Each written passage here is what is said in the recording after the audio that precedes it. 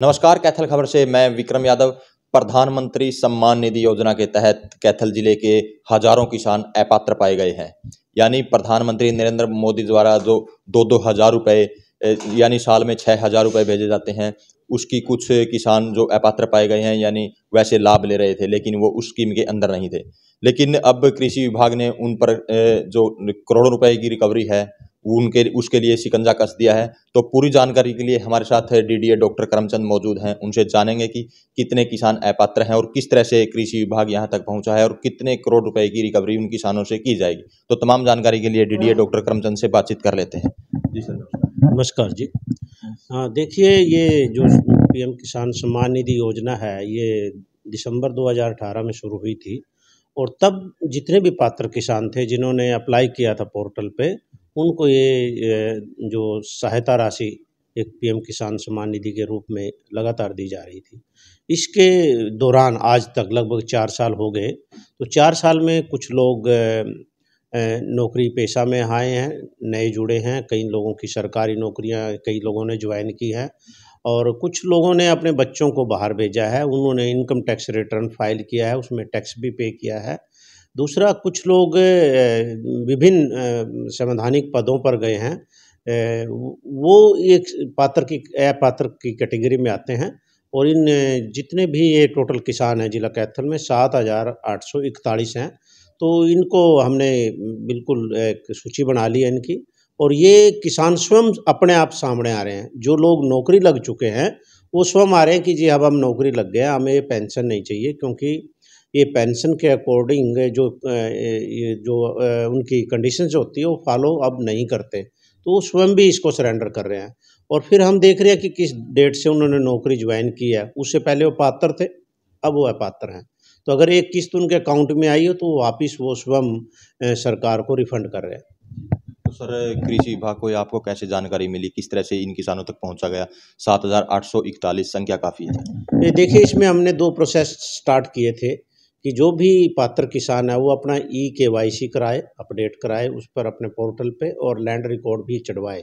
तो उसमें जब इनसे बातचीत की, डोर टू डोर गए, इन्होंने कहा कि मैं नौकरी लग गया हूँ, अब मैं अपात्र हूँ इस स्कीम के लिए, तो ये वहाँ से पता चला। दूसरा, पोर्टल पर सारी डिटेल है इस तरह की, और पोर्टल पर जो डिटेल है उसके अकॉर्डिंग ही हम इसमें बात करते हैं उनसे।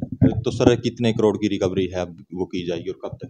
एग्जैक्ट वो देखा जाएगा कि इस एक पोर्टल पे कि रिकवरी किसकी कब से पेंडिंग है। एक 2,000 की है किसी की, या 4,000 की है, या 1 मंथ की, 2 मंथ की है। इस तरह से वो डेट ऑफ ज्वाइनिंग से है, उसकी सर्विस में उसने कब ज्वाइन किया, तो ये अभी कैलकुलेट करेंगे। सर, शुरू में पात्र थे किसान, अब अपात्र हो गए, तो इस दौरान जो अपात्र हुए हैं तो वो जानकारी कहाँ दें ताकि सूचना समय रहते सूचना दी जा सके? हमने किसानों की सुविधा को देखते हुए हर खंड स्तर पर पीएम किसान एक सेल खोली हुई है, जहाँ पर किसान अपनी जो भी डिटेल है, ई-केवाईसी या लैंड रिकॉर्ड या आधार को अपडेट कराना होता है, तो हर खंड स्तर पर हमारे खंड कृषि अधिकारी कार्यालयों में ये सुविधा उपलब्ध है, वहाँ जाकर आप वो अपडेट करवा सकते हैं। तो सर, वास्तव में अगर बात करें प्रधानमंत्री सम्मान निधि योजना यानी 6 हज़ार रुपये पर साल जो किसानों को मिलते हैं, तो इसके लिए योग्य कौन कौन से किसान हैं, क्या कुछ उनके पास? देखिए, इस जो पीएम किसान सम्मान निधि योजना में जो योग्य किसान है, वो फैमिली डेफिनेशन है, हस्बैंड और वाइफ और उसके 2 अवयस्क बच्चे, जिनके नाम रेवेन्यू रिकॉर्ड में कृषि योग्य भूमि दर्ज है, वो पात्र किसान है, बशर्ते कि वो सरकारी नौकरी में ना हो, सीए ना हो, वकील ना हो, डॉक्टर ना हो, इनकम टैक्स पेई ना हो और किसी संवैधानिक पद पर ना हो। ये नहीं होना चाहिए। तो सर, इसमें कुछ आय भी है और कुछ ज़मीन भी है, भी इतनी ज़मीन होनी चाहिए और इतनी आय पर ईयर होनी चाहिए?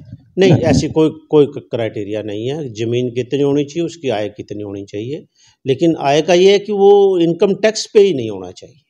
जी।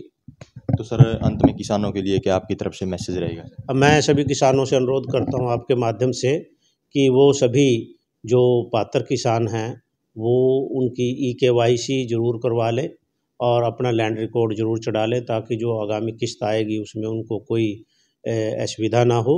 और जो अपात्र किसान हैं जिनको पता है कि मैं अब सरकारी नौकरी ज्वाइन कर ली है या मेरी आय ज़्यादा हो चुकी है, यानी कि मैं इनकम टैक्स पेई हूँ, तो वो भी अपने जिस पेंशन को सरेंडर कर दें, क्योंकि स्कीम की जो गाइडलाइंस है उसके अनुरूप ही ये पेंशन सभी को दी जाती है। तो आप इस स्कीम का जो गाइडलाइन है उसके अनुसार ही इसका फ़ायदा उठाएं और जागरूक बनें। Thank you. तो ये थे हमारे साथ डीडीए डॉक्टर करमचंद जी। तो इस वीडियो को ज़्यादा से ज़्यादा शेयर करें, लाइक करें, कमेंट करें ताकि ज़्यादा से ज़्यादा लोगों तक ये मैसेज पहुंच सके।